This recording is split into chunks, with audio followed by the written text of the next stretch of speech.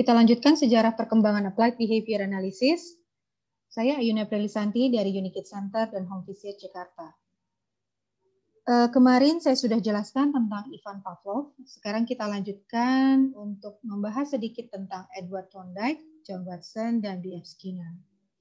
Edward Thorndike adalah seorang psikolog Amerika yang menghabiskan hampir seluruh karirnya di Teachers College, Columbia University. Thorndike dianggap sebagai pelopor di beberapa bidang, di antaranya learning theory, educational practice, verbal behavior, comparative psychology, intelligence testing, nature-nurture problem, transfer of learning, application of quantitative measures to socio-psychological problems. Menurut Thorndike, belajar merupakan peristiwa terbentuknya asosiasi-asosiasi antara peristiwa-peristiwa yang disebut sebagai stimulus atau S dengan respon atau R. Stimulus adalah suatu perubahan dari lingkungan eksternal yang menjadi tanda bagi organisme atau individu untuk beraksi atau melakukan sesuatu. Sedangkan respon adalah tingkah laku yang dimunculkan karena adanya stimulus yang mendahuluinya. Kita beralih ke J.P. Watson. John Watson membuka sejarah baru dalam bidang psikologi. Watson berpendapat bahwa psikolog seharusnya tidak lagi mempelajari keadaan pikiran semata. Sebaliknya, harus fokus pada perilaku yang bisa diamati. Ia menyatakan bahwa semua perilaku dikendalikan oleh peristiwa lingkungan. Psikologi barunya ini disebut sebagai psikologi response stimulus.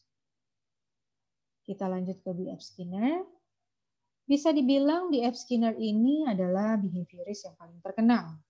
Menurut Skinner, ada beberapa perilaku di antaranya responden behavior atau perilaku responden yang merupakan gerakan refleks atau tidak disadari.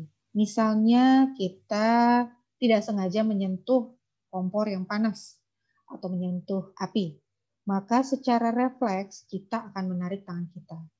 Sedangkan operan behavior adalah perilaku yang dipengaruhi oleh konsekuensi yang mengikuti perilaku tersebut di masa lalu. Contohnya, seorang anak takut dengan seekor kucing yang lewat. Mungkin karena pengalaman yang dialami masa lalu, yang pernah dicakar kucing.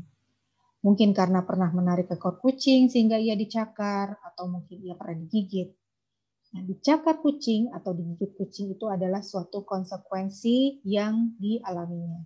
Sehingga di masa datang anak tersebut tidak berani lagi untuk memegang kucing atau tidak berani lagi melihat kalau ada kucing yang lewat. Teori yang dicetuskan oleh Watson yang sangat sederhana tentang bagaimana hal-hal yang terjadi di lingkungan kita menghasilkan perilaku, maka Skinner memperluas gagasan ini dan menyoroti pentingnya konsekuensi atau operan behavior. Skinner menunjukkan melalui penelitian bahwa perilaku tidak bergantung pada hal-hal yang datang sebelumnya, namun tergantung pada konsekuensi yang mengikutinya. Misalnya, seorang anak dan ibu sedang berjalan di mall, kemudian anak mencium aroma pizza. Nah, aroma pizza ini adalah stimuli anteseden atau anteseden rangsangan. Kemudian anak tersebut menarik tangan ibunya, meminta dibelikan, kemudian menangis-nangis supaya ibu mau membelikan. Bisa jadi ibu membelikan pizza tersebut. Nah, membelikan pizza adalah sebuah konsekuensi. Skinner menegaskan bahwa konsekuensi itu akan menentukan apakah anak tersebut akan melakukan perilaku menarik tangan, perilaku menangis, perilaku meminta dibelikan lagi di masa depan.